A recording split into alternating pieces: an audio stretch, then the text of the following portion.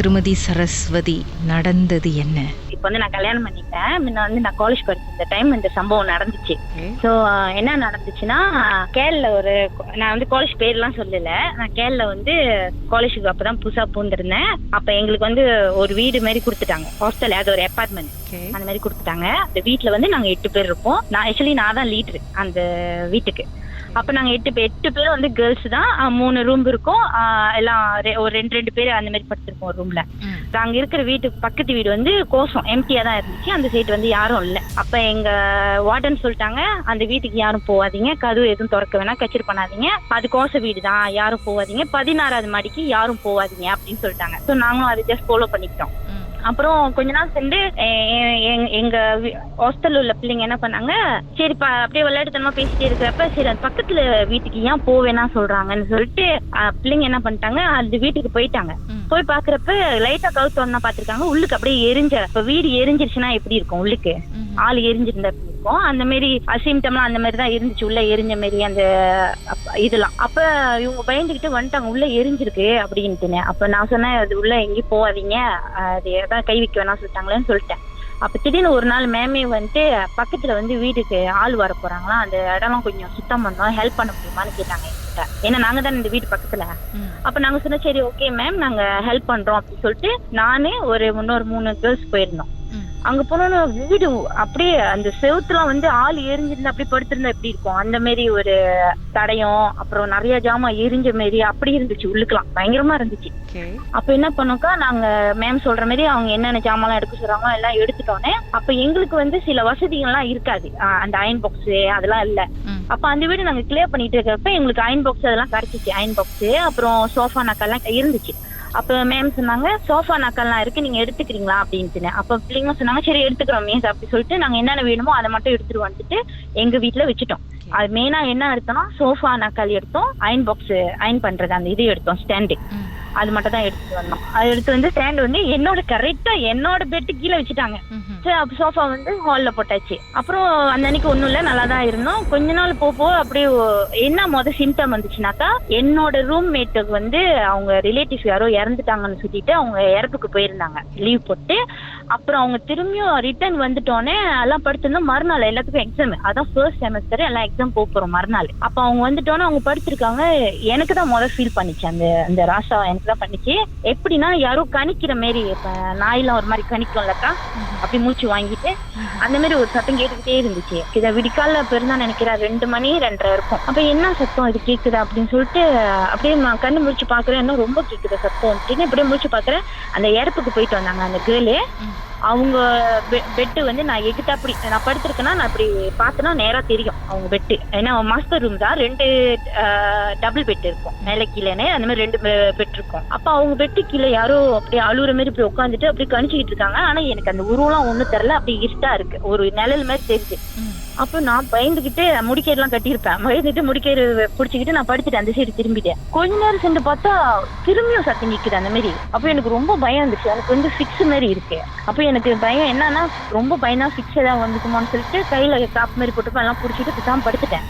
அப்புறம் கொஞ்ச நேரம் ஒரு சத்தமும் இல்ல, அழுர் சத்தம்லாம் கேட்டுச்சு. அதுக்கப்புறம் எந்த சத்தமும் இல்ல. 20 நிமிஷம் இருக்கும்னு நினைக்கிறேன்க்கா. திரும்பி வேகமா காது கிட்ட கணிச்சு அப்படி இருக்கும், அந்த மாதிரி மூச்சு இழுத்து விட்டா அப்படி சத்தம் கேட்டுச்சு. நான் இப்படி திரும்புறோம், அவ்வளவு பெரிய நாக்கு மாரி அப்படியே என் காது கிட்ட படுது. அந்த நாக்கு, நாய் நாக்குலாம் அப்படி நீட்டா இருக்கும்லக்கா, அந்த மாதிரி. நான் அதை பார்த்துட்டு கத்திட்டேன். நான் கத்திட்டேன், ஆனா எந்த பிள்ளைங்களுக்குமே விளங்கல நான் கத்துறது. என்னால வேகமாவும் கத்த முடியல, நான் கத்துறது எந்த பிள்ளைங்களுக்குமே விளங்கல, எல்லாம் தூங்குறாங்க. அப்புறம் நான் மறுநாள் நான் எப்படிதான் அதுக்கப்புறம் என்னதான் பண்ணேன்னு எனக்கு ஞாபகமே இல்லை. அப்புறம் மறுநாள் காலையில ஏஞ்சி என் கூட்டாளி பிள்ளைங்கிட்ட எல்லாத்தையும் சொன்னேன், இந்த மாதிரி நான் பார்த்தேன் ஒரு உருவம், இந்த மாதிரி பார்த்தேன், எனக்கு ரொம்ப பயமா இருக்கு. நான் அழுதுகிட்டே தான் இருந்தேன். அம்மாக்கு போன் அடிச்சுலாம் அழுது நான் சொல்றேன் இந்த மாதிரி. 2வது வாட்டி இந்த காது கிட்ட அந்த சத்தம் கேட்கும் பொழுது வெறும் நாக்கு மட்டும் தான் தெரிஞ்சது, உருவம் நாக்கு மட்டும்தான், உருவம் எதுவுமே எனக்கு தெரியல. அந்த நாக்கு அப்படியே காது கிட்ட அப்படியே நீட்டா இருக்கு. நான் அப்படியே திரும்பி பாக்குறேன், அந்த நாக்கு அப்படியே என் கண்ணு கிட்ட இருக்கு. அப்படி அந்த ஒரு நாக்கு நீட்டா வளைஞ்சிருந்தா எப்படி இருக்கும், அந்த மாதிரி ஒரு நாக்கு தான் நான் பார்த்தேன், நீட்டா வளைஞ்சிருந்தா அப்படி இருக்கும் அந்த மாதிரி. அப்புறம் நான் கத்துறது வந்து எந்த கூட்டாளிக்குமே கேட்கல. அப்புறம் மறுநாள் ஏஞ்சி நான் என்ன சொல்றேன், ஆனா யாருமே நம்பலக்கா. என்ன அந்த 7 பேர் இருக்காங்க, என்னோட சேர்த்தா 8 பேர், 7 பேருமே நம்பல. ஒண்ணும் இல்ல, நீ கனவு கண்டிருப்ப, பரவாயில்ல, வா வா எக்ஸாம் அப்படின்னு சொல்லிட்டு எல்லாம் போயிட்டோம். அதுதான் என்ன மொத்தம் 8 செமஸ்டரு. அது நான் அந்த செமஸ்டர் ஃபுல்லா ஃபெயிலு, லோ மார்க். லெக்சரரே என்ன கூப்பிட்டு பேசினாங்க, என்ன ஃபர்ஸ்ட் செமஸ்டர் இந்த மாதிரி எடுத்திருக்கீங்க அப்படின்ட்டு. அப்புறம் நான் அம்மாட்ட எல்லாம் சொல்லிட்டு அம்மா சொன்னாங்க, சரி ஒன்னும் இல்ல அப்படின்னு. அம்மா போய் நான் போய் பாக்குறேன் எங்கேயாவது கோயில் இருந்தா அப்படிலாம் சொன்னாங்க அம்மா, லீவ் கிடைச்சா வா அப்படின்ட்டு. அதுல இருந்து எனக்கு அந்த வீட்டுல இருக்கவே பயம். அப்புறம் இப்படியே போய்கிட்டு இருந்துச்சு. அதுவும் நானும் அதை மறந்துட்டு ஓகே நார்மல் ஆயிட்டோம். செகண்ட் டைம் இன்னொரு ரூம்ல உள்ள பிள்ளை வந்து எல்லாம் படுத்திருக்கோம், ஒரே அலறு சுத்தம். பாட்டுக்கு பிறகு அந்த ரூம்ல என்ன நடந்துச்சுன்னு தெரிஞ்சுக்கலாம். ஓகேக்கா. உங்க வாழ்க்கையில மறக்க முடியாத அமானுஷ்யமான சம்பவம் நடந்திருக்கா? இந்த சம்பவத்தை எப்படியாவது என்கிட்ட சொல்லணும்னு ரொம்ப காலமா காத்துட்டு இருக்கீங்களா? போன் எடுங்க, எங்களுக்கு வாட்ஸ்அப் பண்ணுங்க. 016-491-3333. உங்க பெயர், அதுக்கப்புறம் #MD அப்படின்னு டைப் பண்ண மறந்துடாதீங்க. கடந்த வாரங்களின் கதைகளை மீண்டும் நீங்கள் கேட்கணுமா? ஷாக் ஆப் வாயிலா கேட்கலாம். SYOK செட்டிங்ஸ் லாங்குவேஜ் தமிழ்னு செலக்ட் பண்ணுங்க. சர்ச் ஐகான்ல மர்ம தேசம், அதுக்கப்புறம் ஷாக் காஸ்ட்னு கிளிக் பண்ணா எல்லா கதையும் அங்கதாங்க இருக்கு.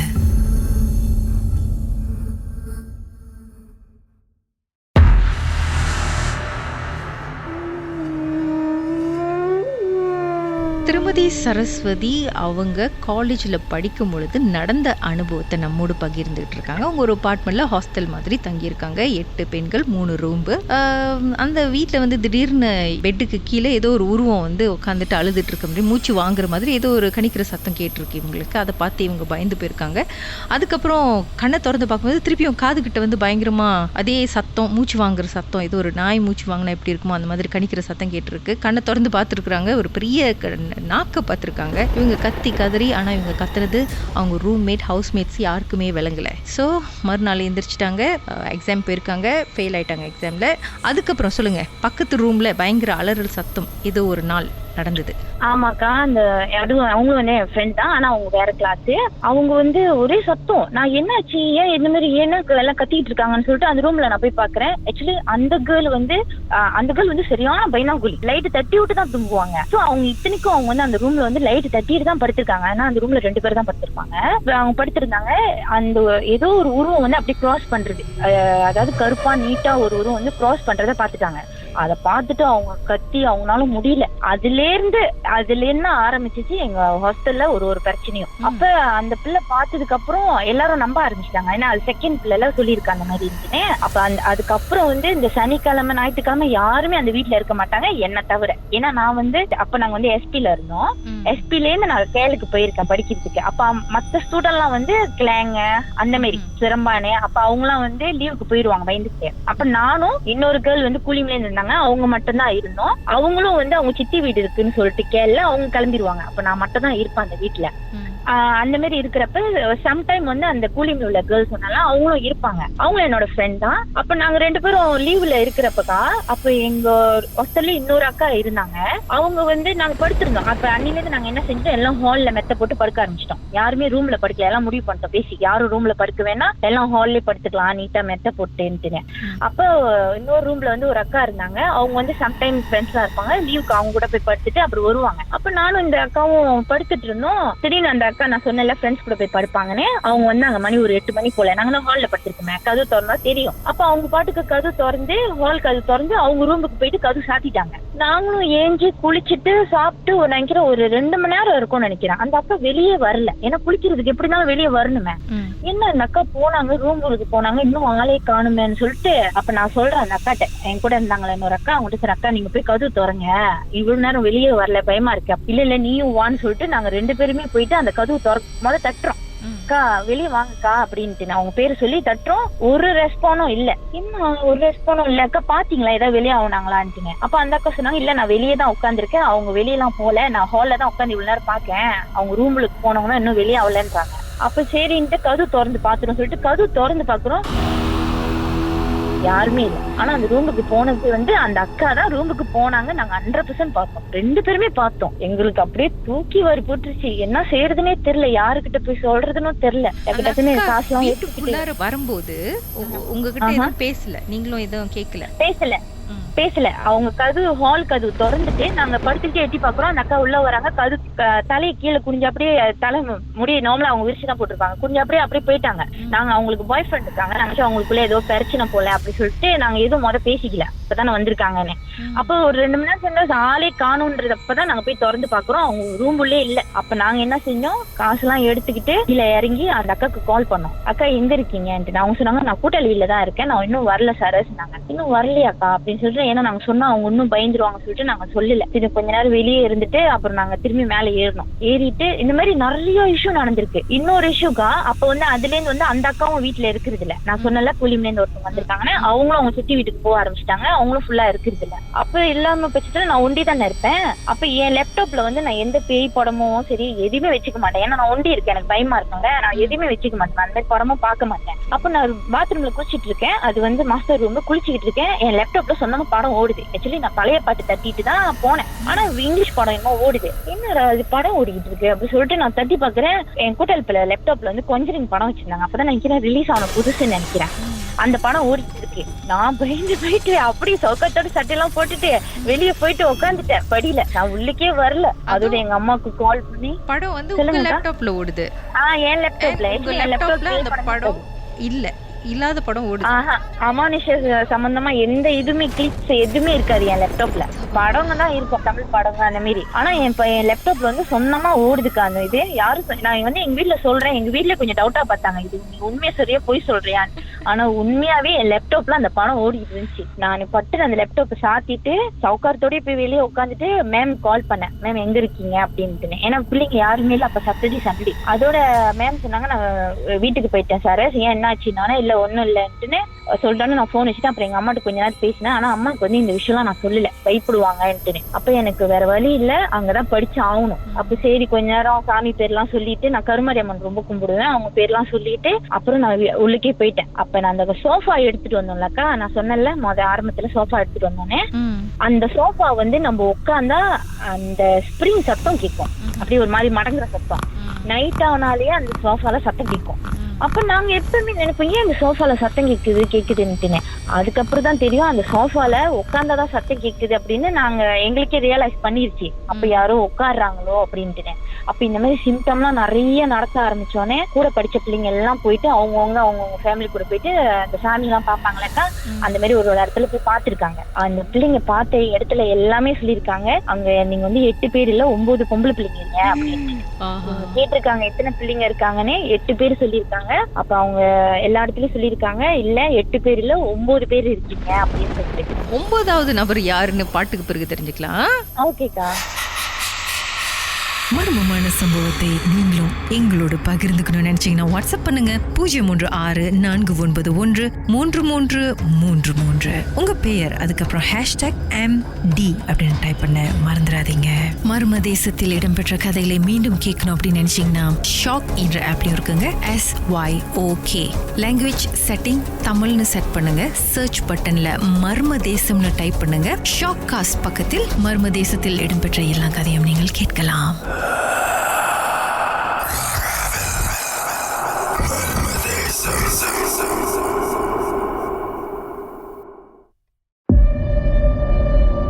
உச்சக்கட்ட அமானுஷ திகில் சம்பவம்.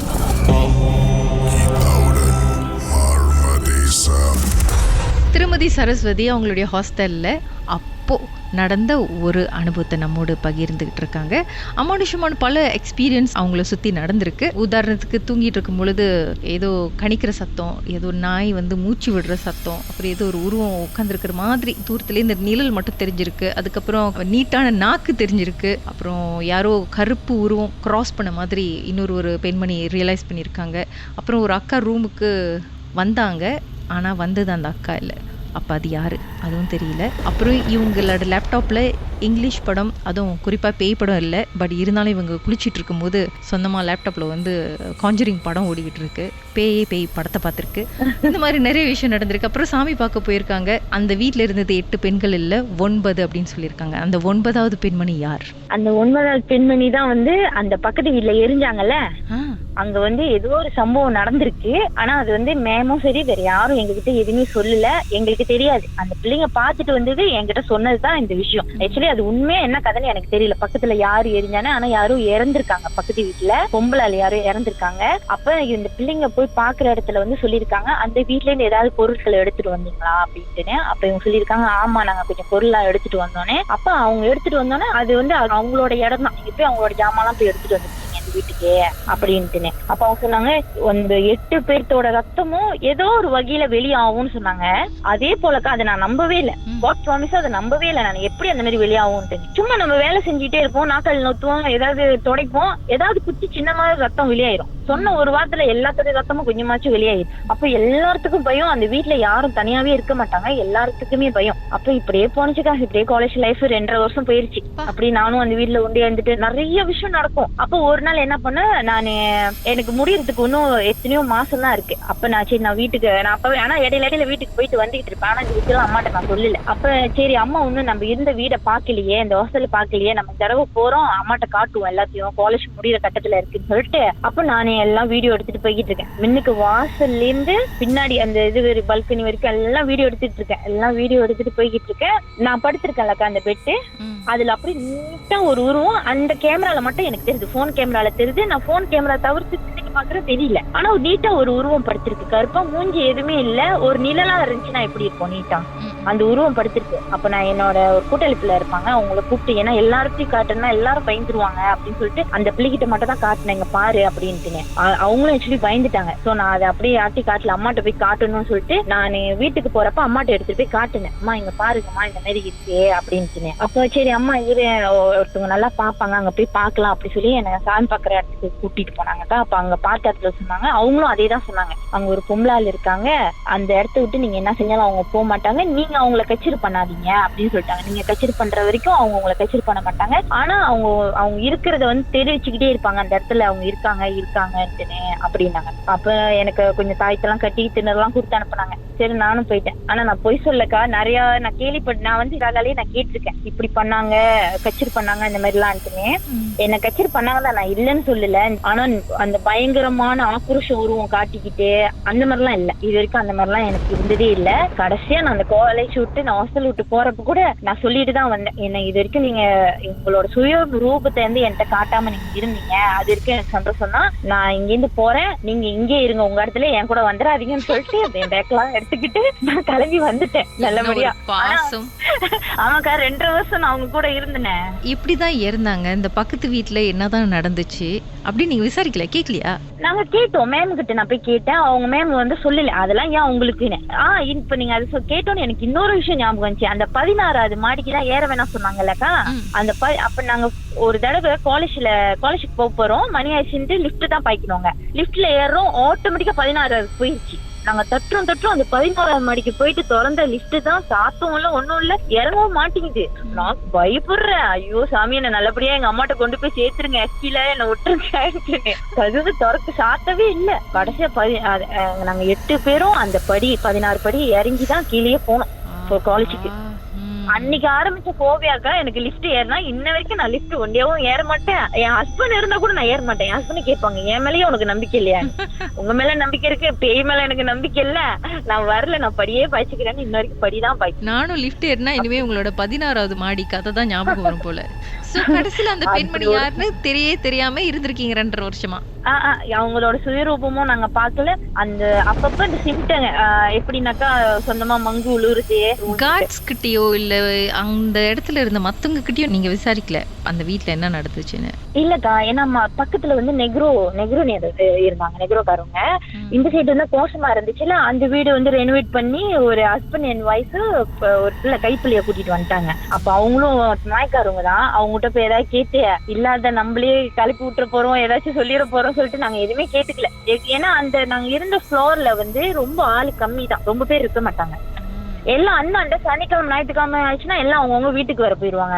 கொஞ்சம் சில பிள்ளைங்க மட்டும் தான் தூரத்துல இந்த பிள்ளைங்க மட்டும் தான் இருப்பாங்க. ஸோ எனக்கு அந்த அளவுக்கு யார்கிட்ட போய் என்ன சொல்றது என்னன்னு எனக்கும் தெரியல. நானும் அந்த வீட்டுல 2.5 வருஷமா இருந்துட்டு நிறைய இந்த மாதிரி அமானுஷ விஷயம்லாம் நிறைய நடந்திருக்கு. உங்களுக்கு அவார்டே கொடுக்கும். சொந்தமா கதவு லாக் பண்ணிக்கும், சாவி இருக்கும் என்கிட்ட, கணக்கு சொந்தமா லாக் பண்ணிக்கும், மணி 12 மணிக்கு சொந்தமா கதவு தட்டும்.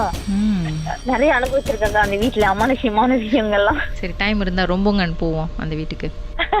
ஐயோ நான் போக மாட்டேக்கா, வேணாக்கா. எனக்கு இருந்த வரைக்கும் சந்தோஷம் தான், என்ன நல்லபடியா வீட்டுக்கு அனுப்பி விட்டுச்சு. உங்க வாழ்க்கையிலும் நடந்த அமானுஷமான அந்த சம்பவத்தை எப்படியாவது என்கிட்ட சொல்லியே ஆகணும்னு அவளோடு காத்துட்டு இருக்கீங்களா? எங்களுக்கு நீங்க வாட்ஸ்அப் பண்ணலாம் 03694133333. உங்க பெயர் அதுக்கப்புறம் #MD அப்படின்னு டைப் பண்ண மறந்துடாதீங்க. கடந்த வாரங்களின் கதைகளை மீண்டும் நீங்க கேட்கணும்னு நினைச்சீங்கன்னா ஷாக் ஆப் வாயிலா கேட்கலாம். SYOK செட்டிங்ஸ் லாங்குவேஜ் தமிழ்னு செலக்ட் பண்ணுங்க. சர்ச் ஐகான்ல மர்ம தேசம் அப்படின்னு டைப் பண்ணுங்க. ஷாக் காஸ்ட்னு கிளிக் பண்ணீங்கன்னா எல்லா கதையும் அங்கதாங்க இருக்கு.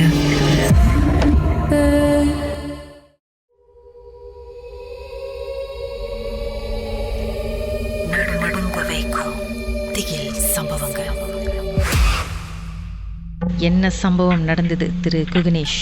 இது எனக்கு நடந்தது வந்து எப்பன்னா 2016 நடந்துச்சு. எல்லாத்துக்கும் இந்த பாதை தெரியும். இந்த பாதை எங்கன்னா வந்து ஸ்லாயாங் போற பாதை எல்லாத்துக்கும் தெரியும். இந்த ஸ்லாயாங் போற பாதை வந்து டெம்பிள் பார்க் பாதை இருக்குல்ல, அந்த பாதை. ஓகே, ஸோ டெம்பிள் பார்க் பாதை சொன்னாலே இந்த எல்லாருமே சொன்னாலே வந்து அது ரொம்ப ஆபத்தான இடம் அப்படின்வாங்க. ஸோ அது எனக்கு தெரியல ஏன் அப்படின்னு, பட் எனக்கு அது நடந்த எக்ஸ்பீரியன்ஸ் நான் சொல்றேன். விச் இஸ் அது வந்து ரொம்ப ரொம்ப ஆபத்தான இடம் அது வந்து. ஸோ அந்த டைம்ல வந்து 2016 இருக்கும்போது நான் வந்து வேலை செஞ்சுட்டு இருந்தேன். ராஜச்சோழன்ல வேலை செஞ்சுட்டு இருக்கும் போது எனக்கு வேலை வந்து நான் வந்து நைட் ஷிஃப்ட் வேலை.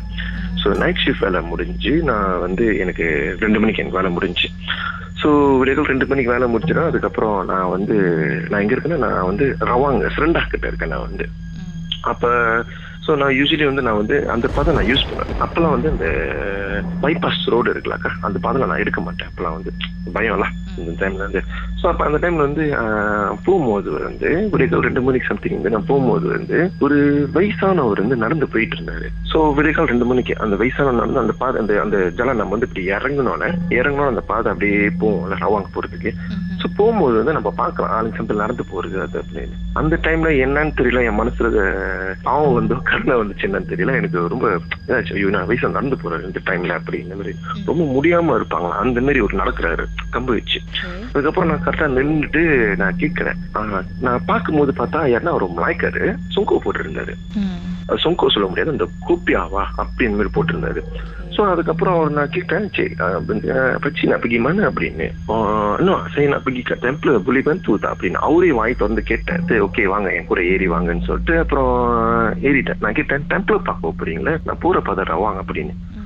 விசேஷனா நம்ம அப்படியே யூட்டர்ன் பண்ணிட்டு அவருக்கு அந்த டெம்பிள் பார்க்க நான் விடணும். இது வரைக்கும் நான் டெம்பிள் பார்க் வந்து நான் போனதே கிடையாதுக்கா. அது எப்படி இருக்கும் குளிக்க போயிருக்கேன்றாங்க, ஆனா நான் இது வரைக்கும் நான் போனதே கிடையாது இது வரைக்கும். ஸோ சரின்னு சொல்லிட்டு அதுக்கப்புறம் என்ன பண்ணா அவர் என் கூட ஏறிக்கிட்டாரு.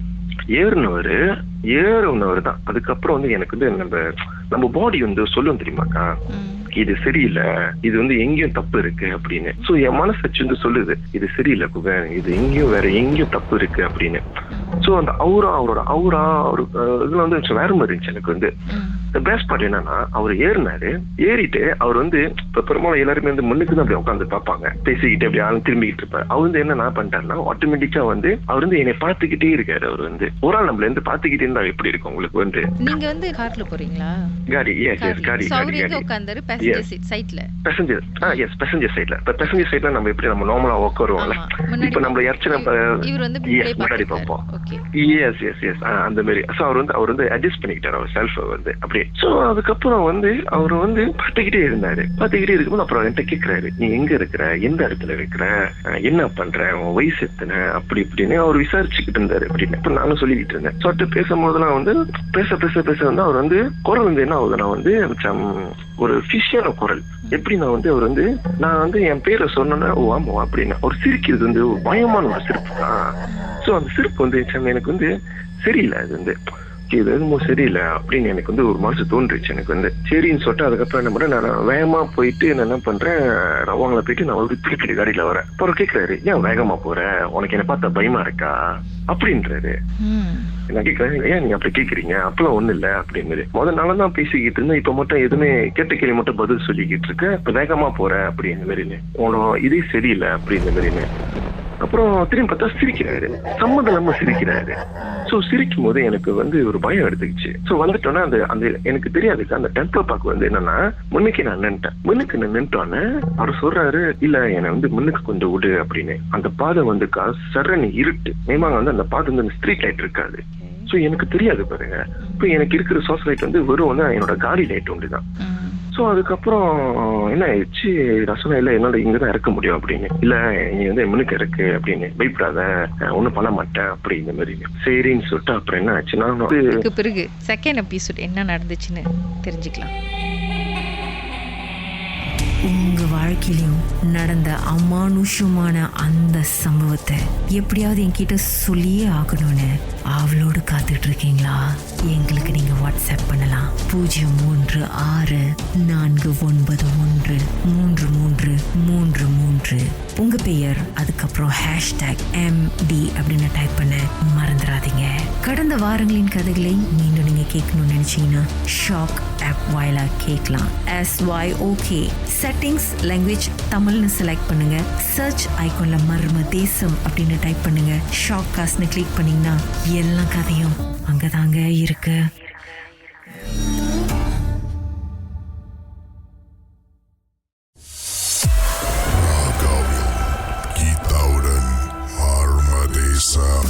திரு குகணேஷ் 2016 அவருக்கு நடந்த ஒரு சம்பவத்தை நம்மோடு பகிர்ந்துகிட்டு இருக்காரு. இவர் வேலை முடிஞ்சு அதிகாலையில் ஒரு 2 மணிக்கு வேலையை முடிச்சுட்டு போகும் பொழுது ஒரு வயசானவர் கஷ்டப்பட்டு நடந்து போகிறத பார்த்துருக்கிறாரு. இவர் காரை நிப்பாட்டி இருக்கிறாரு. அவரும் சொல்லியிருக்கிறாரு, சேனாபகி டெம்பிள் பொலி தொல்லுங்கத்தா அப்படின்னு அந்த பச்சி கேட்டிருக்கிறாரு. இவரும் காரில் ஏற்றிக்கிட்டு நேராக போய்கிட்டே இருக்கும் பொழுது பேச்சு கொடுத்துக்கிட்டே அந்த பச்சியும் வராரு. பச்சி நேராக பார்க்காம இவரையே சைட்டில் பார்த்துக்கிட்டே வந்திருக்கிறாரு. ஒரு மாதிரி ஆடாக சிரிக்க ஆரம்பிச்சிருக்காரு.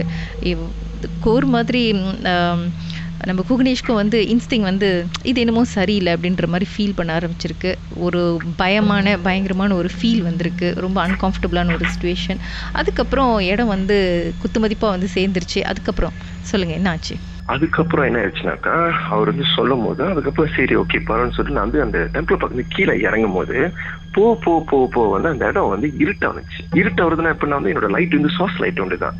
சோ அவர் சொல்றாரு, ஒன்னு முன்னுக்கு போ லகிட்டாலாம் மாட்டே அப்படின்னு. சோ அதை சொல்ல வந்து அவர் என்ன பார்த்துட்டு சிரிச்சுக்கிட்டே இருக்காரு. சோ வியர்டா இருக்கு எனக்கு வந்து, இவர் யார் சிரிச்சுக்கிட்டே இருக்காரு அப்படின்னு. சோ ஒரு கட்டம் போகும்போது என்னோட மனசு சொல்லிருச்சு, வேணாம் இதுக்கப்புறம் போவாத, இது இங்கேயே இறக்கிடு, அழகா சொல்லிடு அப்படின்னு மாதிரி. நான் சொன்னா கேளு, போனா ரொம்ப ஆபத்தாயிரும் அப்படின்னு, உன்னால பேரி பண்ண முடியாது மனசு சொல்லிருச்சுமாக்கா.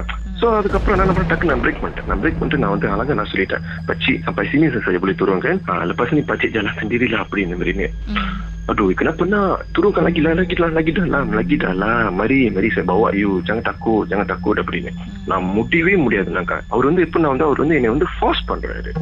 ஓகேவாக்கா, அவர் ஃபோர்ஸ் பண்றாரு. பச்சிக்கிட்ட நீங்க எதுவும் கேள்வி கேட்கலையா? நீ யாரு, இத்தனை மணிக்கு ஏன் இந்த இடத்துல நடந்து போறீங்க, எங்க போறீங்க, அதெல்லாம் நீங்க எதுவுமே கேட்கல? அவர் மோமன் ஏறினோன்னா அதுக்கப்புறம் நம்ம காடி ஓட்டும் போது வந்து அவர் நம்மளை பார்க்கும்போது என் மனசு என்ன சொல்லுதுன்னா, சீக்கிரம் போய் கொண்டு விடு, இந்த இடத்த விட்டு கிளம்பு. முடிஞ்ச அளவுக்கு வந்து நம்ம வந்து டக்குன்னு முடிக்க தான் நம்ம பார்ப்போமே அப்படின்ற மாதிரி. அதுக்கப்புறம் என்னாச்சுன்னா வந்து அவர் சொல்றாரு, நான் சொன்னேன் ஐ ரிஃப்யூஸ், என்னால முடியாது, நான் வந்து இங்கதான் நிப்பாட்ட முடியும், நீங்க இறங்குனீங்கன்னா நீங்க இறங்கி இதோட நடந்து போங்க அப்படின்னு மாதிரி. ஓகேவாக்கா. சோ எனக்கு அந்த ஆத்து சத்தம் கேக்குது, மீன் அந்த தண்ணி ஓடுற சத்தம். சோ விச் இஸ் என்னன்னா, நான் வந்து பக்கத்துல ஆறு இருக்கு. சோ இது இப்ப நான் வந்து ஒரு கிளஹான் மாதிரி இருக்கு அந்த இடம் வந்து. அந்த கிளஹான் வந்து பொண்டோவா இருக்கு. விச் இஸ் என்னால பார்க்க முடியுது. சோ அதுக்கப்புறம் என்ன ஆச்சு, ஆனா வந்து பாதை வந்து நல்ல தேங்காய் அந்த கல்லு எதுவுமே கிடையாதுக்கா, கல்லு எதுவுமே கிடையாது. ஜஸ்ட் அந்த பார்க்கிங் இடம் அந்த மாதிரிலாம் இருக்கு. சரின்னா கணக்கிட்ட தூரம் சொன்னோம்னா லைட்டு தான். இப்போ அவர் என்ன பண்ணிட்டாரு, சரின்னு சொல்லிட்டு அவர் அந்த கம்பை பிடிச்சிட்டு இறங்கிட்டாரு. இந்த பெஸ்ட் பார்ட் என்னன்னா, அவர் ஏறும் போது வந்து ரொம்ப முடியாம ஏறி வந்தாரு. இறங்கும் போது ஒரு நார்மல் ஆரோக்கியமான ஆள் வந்து இறங்கினா எப்படி இறங்குவாங்க அந்த மாதிரி இறங்குறாருக்கா. அண்ட் அவர் என்னன்னா இறங்கும் போது வந்து இப்ப இறங்கிட்டோம் நம்ம கட்டி சின்ன கது சாத்துவாங்க, அவருக்கு கது சாத்துவே இல்லக்கா. அவர் இறங்கின இடத்த வந்து அப்படிதான் நின்றுகிட்டு இருந்தாருக்கா, தவிர வந்து அவரு எதுவும் ஒரு மூவம் பண்ணல. சோ எனக்கு கது சாத்துறதுக்கு கூட என்னால முடியல, ஏன்னா அவர் பிளாக் பண்றாரு அந்த கதுவை. சோ எனக்கு வந்து 10 செகண்ட் தூக்கி லாக்கிட்டாலாம். சோ முன்னுக்கு போயிட்டு தான் நான் வந்து ரிட்டர்ன் பண்ண முடியும். நான் வந்து இப்போ நான் சொல்றேன் பச்சி பேசிக்கிச்சு அங்கேயேதான் நிக்கிறாரு, சில மாதிரி நின்றாருக்கா. அவர் வந்து நான் என்ன பண்றேன், முன்னுக்கு போயிட்டு தான் அதுக்கப்புறம் தான் கதவு நான் வந்து நானே சொந்தமா கதவு இழுத்து சாத்திட்டு யூட்டர்ன் பண்றேன். நீங்க நம்புறீங்களாக்கா, நான் அந்த காடி நான் வெட்டும் போது கூட அந்த ஆள் அங்கேயேதான் நின்றாரு. அந்த பச்சி வந்து நகரவே இல்லை. எப்படி அவர் இறங்கி போனார் நின்றாரோ அதே இடத்துல சில மாதிரி நின்றாரு. நம்புறீங்களாக்கா, நான் வந்து காடி திருப்பிட்டு நான் வந்து வெளியே வரும் அந்த பாதையில இருந்து நம்ம முன்னுக்கு மீறு இருக்குமே, சோ அந்த மீறு நம்ம பார்க்கும்போது யாராச்சும் பாக்குறாங்களா பின்னாடி இருந்து பாப்போம்ல.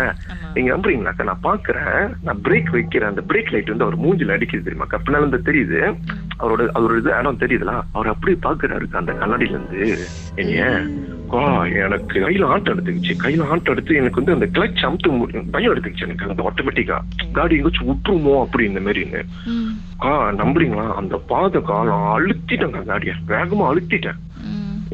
எனக்கு ஒண்ணு தெரிஞ்சு, என்னமோ கல்லு ஏத்துன காடி எப்படி டபா டபான்னு நினைச்சு அந்த டெம்பிள் விட்டு வெளியாயிரும் சொல்லிட்டு வெளியாயிட்டேங்க்கா. வெளியாகன பிறகுதான்க்கா எனக்கு மனசு ஒரு பாரமாக இறங்கின மாதிரி இருந்துச்சு. எனக்கு வந்து அப்படி இருந்துச்சு எனக்கு வந்து. அப்படி இருந்தானே ஆட்டோமேட்டிக்கா நான் என்ன பண்ணேன், அண்ணனுக்கு நான் கால் பண்ணேன். விச் இஸ் நான் அண்ணன் ரொம்ப ராப்பாட்டா இருப்போம்ல. சோ கால் பண்ணும்போது அவர் கேல இருந்திருக்காரு. த பெஸ்ட் பார்ட் என்னன்னா, அவருக்கு வந்து ஆன் கால் இருந்திருக்காரு, HKல இருந்திருக்காரு. அப்புறம் நான் சொன்ன இந்த மாதிரி விஷயத்த இப்படி ஆயிடுச்சு இந்த மாதிரி. அப்புறம் தான் என் அண்ணன் சொன்னிச்சு, பெரும்பாலும் வந்து அந்த ஸ்லாயாம் போற பாதை வந்து யாரும் வந்து அங்க வந்து நிக்க மாட்டாங்க. டெம்பிள் பார்க் வந்து ஒன் ஆஃப் ஸ்ட்ராங்கஸ்ட் இடம் அப்படி. இந்த மாதிரி யாராச்சும் நடந்து போறாங்க இந்த மாதிரி தயவு செஞ்சு லிஃப்ட் ஏத்தாத. வந்தவர் வந்து நீ அவர் தொட்டியா அப்படின்னு. நான் தொடலண்ணே. இந்த பெஸ்ட் பார்ட் அவரும் தொடல. அப்ப வந்தது யாரு, மனுஷனா பேயா இல்ல உருவமா இல்ல அடிப்பட்டது யாரும் நம்மளுக்கு தெரியாது அப்படிங்கிற மாதிரி. சோ எனக்கு அப்படி ஷாக்கிங் ஆச்சுக்கா. எனக்கு இல்லக்கா நான் போய் பாக்கலக்கா. இப்படி என் கூட்டாளி அட்வைஸ் பண்ணாங்க, அந்த இடம் மேமாங் சரண கிராஸ் அப்படி இந்த மாதிரி. வந்தது யாருன்னு நம்மளுக்கு தெரியாது அப்படி இந்த மாதிரி. சோ தட் இதுக்கப்புறம் வந்து டெம்பிள் பார்க் போனா யாரும் பார்த்தாலும் சரி, நடந்து போனாலும் சரி, வேணாவே வேணாம், ஏத்தவே வேணாம், உன் வேலை உண்டு உன் உண்டுன்னு சொல்லிட்டு நீ போயிரு அப்படின்ற மாதிரி. புகனேஷ், எனக்கு ஒரு டவுட். சொல்லுங்க. பச்சி இப்ப ரேடியோ கேட்டுட்டு இருந்தாருன்னா அவருக்கு என்ன சொல்ல விரும்புறீங்க? இப்படின்னு அவர் வந்து உண்மையான ஒரு மனிதன் இருந்தாருன்னா ஐ எம் ரியலி சாரி. ஓகேவாக்கா, அதையும் வந்து அவரு வந்து ஏதோ ஒரு பூதமோ எதுனாலும் எனக்கு தெரியலக்கா என்ன சொல்றதுன்னு. இதுக்கப்புறம் யாரும் கச்சூர் பண்ணாதீங்க அப்படிதான் என்ன சொல்லுவாங்க. ஜும்பலகியா தமோ ஜும்பா தான் சொல்லுவாங்க. நான் வந்து தேசத்தில் உங்களுடைய அனுபவத்தை பகிர்ந்துக்கணும்னு நினைச்சீங்கன்னா எங்களுக்கு வாட்ஸ்அப் பண்ணுங்க 016-491-3333. உங்க பெயர் அதுக்கப்புறம் #MD அப்படின்னு டைப் பண்ண மறந்துடாதீங்க. மர்ம தேசத்தில் இடம்பெற்ற கதைகளை மீண்டும் கேட்கணும் அப்படின்னு நினைச்சீங்கன்னா ஷாக் என்ற ஆப்லயும் இருக்குங்க. SYOK லாங்குவேஜ் செட்டிங் தமிழ்னு செட் பண்ணுங்க. சர்ச் பட்டன்ல மர்ம தேசம்னு டைப் பண்ணுங்க. ஷாக் காஸ்ட் பக்கத்தில் மர்ம தேசத்தில் இடம்பெற்ற எல்லா கதையும் நீங்கள் கேட்கலாம்.